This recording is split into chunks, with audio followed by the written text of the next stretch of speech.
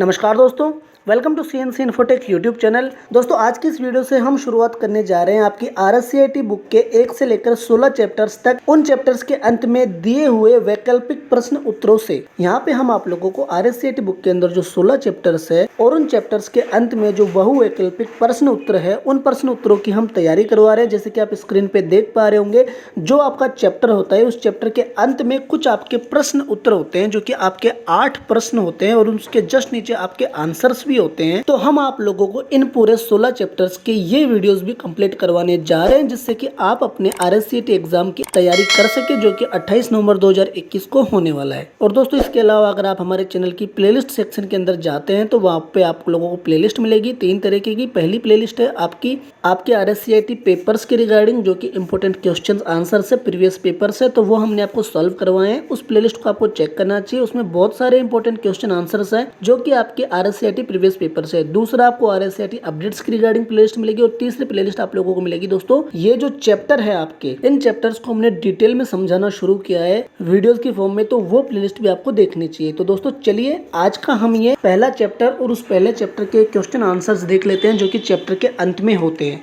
यहाँ पे आप स्क्रीन पे देख सकते हैं, ये हमारे सामने है पहला अध्याय कंप्यूटर का परिचय। ठीक है दोस्तों, और इसके बहुवैकल्पिक प्रश्न हमारे सामने है। और अगर आप इसी पे नीचे जाते हो इसी पेज के, तो हमारे सामने नीचे आंसर्स भी है। ठीक है, तो यहाँ पे चलिए मैं आप लोगों को ये जो पूरे 8 प्रश्न हैं इनकी तैयारी करवा देता हूँ, क्योंकि पेपर इन्हीं से बनता है। तो चलिए हम इनको जो है देख लेते हैं। तो दोस्तों हमारे सामने जो पहला प्रश्न है वो प्रश्न क्या है, निम्न में से कौन सा एप्लीकेशन सॉफ्टवेयर नहीं है। तो दोस्तों ये 4 ऑप्शन हमारे सामने, इनमें से क्या जो है एप्लीकेशन सॉफ्टवेयर नहीं है, विंडोज़ 7, पेज मेकर, नोटपैड या फोटोशॉप। तो दोस्तों इसका जो राइट आंसर है वो है ए। ठीक है, इसे मैं हाईलाइट कर देता हूँ। तो यहाँ पे ये मैंने इसको जो है हाईलाइट कर दिया है। क्या क्वेश्चन है हमारा, निम्न में से कौन सा एप्लीकेशन सॉफ्टवेयर नहीं है। तो दोस्तों इसका राइट आंसर विंडोज 7 है, क्योंकि विंडोज 7 यानी कि वो ऑपरेटिंग सिस्टम है। तो ए इसका राइट आंसर हो जाता है। ना पेज मेकर है, ना नोटपैड है, ना फोटोशॉप है। ठीक है दोस्तों, तो चलिए सेकंड क्वेश्चन पे चलते हैं। सेकंड क्वेश्चन क्या है, सेकंड क्वेश्चन को एक बार देख लेते हैं। यहाँ पे मैं थोड़ा सा जूम कर लेता हूँ स्क्रीन पे, आप लोगों को अच्छे से दिखाई दे।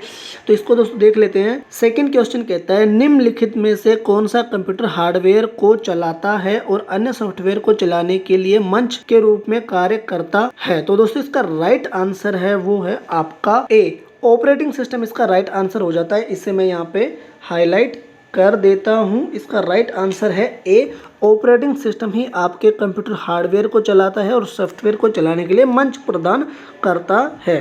बाकी आपका बी नहीं है, सी नहीं है, डी नहीं है। ठीक है दोस्तों, तो चलिए तीसरा देख लेते हैं। तो दोस्तों जो तीसरा प्रश्न है वो हमारे सामने ये रहा। इसे मैं थोड़ा सा जूम कर लेता हूँ। ठीक है, तो यहाँ पे आप पढ़ सकते हैं, एक आउटपुट डिवाइस का एक उदाहरण है। तो आउटपुट डिवाइस का इनमें से क्या उदाहरण है। तो दोस्तों जो तीसरे का राइट आंसर है वो है आपका प्लाटर। ठीक है, इसे मैं हाईलाइट कर देता हूँ। ये है बी, और प्लाटर जो है एक आउटपुट डिवाइस का उदाहरण है। ठीक है दोस्तों, तो चलिए चौथा क्वेश्चन देख लेते हैं। यहाँ पे हमारे सामने चौथा क्वेश्चन है, इसको एक बार पढ़ लेते हैं। निम्न में से कौन सी कंप्यूटर सिस्टम की एक सीमा है, लिमिटेशन है। तो दोस्तों इसमें से क्या है आपका, ए है स्पीड, बी है शुद्धता, तीसरा है परिश्रम और डी है बुद्धि का अभाव। तो दोस्तों जो चौथे का राइट आंसर है वो है आपका डी, क्योंकि बुद्धि नहीं होती है, तो बुद्धि का अभाव यानी कि लैक ऑफ इंटेलिजेंस इसका राइट आंसर हो जाता है। Let me highlight this first. Okay, क्योंकि आपके कंप्यूटर में स्पीड होती है, शुद्धता होती है और आप जो है उसमें परिश्रम भी करवा सकते हैं, पर बुद्धि का अभाव जो है उसमें रहता है, लैक ऑफ इंटेलिजेंस। तो इसका राइट आंसर हो जाता है आपका डी। तो चलिए अगला देख लेते हैं, पांचवा। यहाँ पे हमारे सामने पांचवा प्रश्न आ चुका है और इसे मैं थोड़ा सा जूम कर लेता हूँ ताकि आप पढ़ सकें। निम्न में से कौन सा एक सिस्टम सॉफ्टवेयर है। तो इनमें से सिस्टम सॉफ्टवेयर क्या है, तो इसका राइट आंसर हो जाता है दोस्तों विंडोज़ 7। ठीक है, चलिए मैं इसे हाईलाइट कर देता हूँ। यहाँ पे ये मैंने इसको जो है हाईलाइट कर दिया। ए हमारा राइट आंसर हो जाता है। ना इसका बी है पेज मेकर, ना सी है नोटपैड, ना फोटोशॉप। ठीक है, तो इसका राइट आंसर हो जाता है आपका विंडोज़ 7। ठीक है, चलिए अगला क्वेश्चन देख लेते हैं। यहाँ पे अगला क्वेश्चन क्या है, अगला क्वेश्चन हमारे सामने 6 नंबर का क्वेश्चन है, छठवा। वो यहाँ पे आप पढ़ भी सकते हैं, मैंने थोड़ा जूम आउट किया है। मेन फ्रेम कंप्यूटर बहुत सस्ते हैं, इस कथन का उत्तर निम्न विकल्पों से चुनें।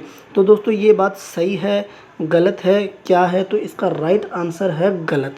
ठीक है, तो फॉल्स है, तो इसे मैं हाईलाइट कर देता हूँ, जो है गलत है। मेन फ्रेम कंप्यूटर बहुत सस्ते हैं क्योंकि मेन फ्रेम कंप्यूटर बहुत महंगे होते हैं, ये गलत कथन है। ठीक है, इस कथन का सही उत्तर हो गया आपका बी। ठीक है, तो बी पे मैंने हाईलाइट कर दिया। चलिए अगला देख लेते हैं।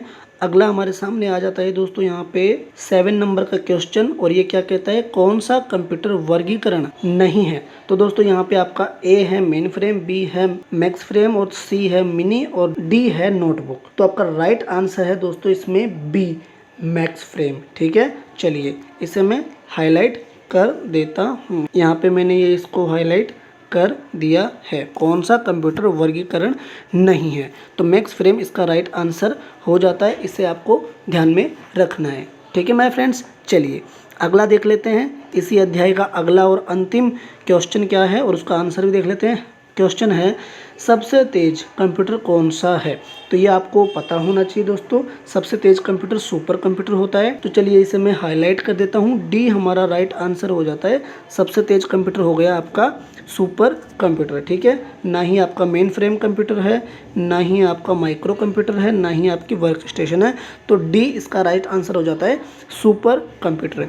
तो दोस्तों देखा आप लोगों ने, इस तरीके से हमने ये कंप्लीट किया, और इसके आंसर्स आप चाहें तो मैच कर सकते हैं। हमने जो आपको आंसर्स बताए वो नीचे भी दिए हुए हैं, और यहीं से हमने आपको ये क्वेश्चंस 8 क्वेश्चंस कंप्लीट करवा दिए, जो कि आपका कंप्यूटर का परिचय पहला अध्याय के क्वेश्चन आंसर्स हैं। इसी तरीके से हम आपको चैप्टर 2, चैप्टर 3, चैप्टर 4 पूरे 16 चैप्टर तक के क्वेश्चन आंसर्स कंप्लीट करवा लें, जो कि इनके अंत में होते हैं।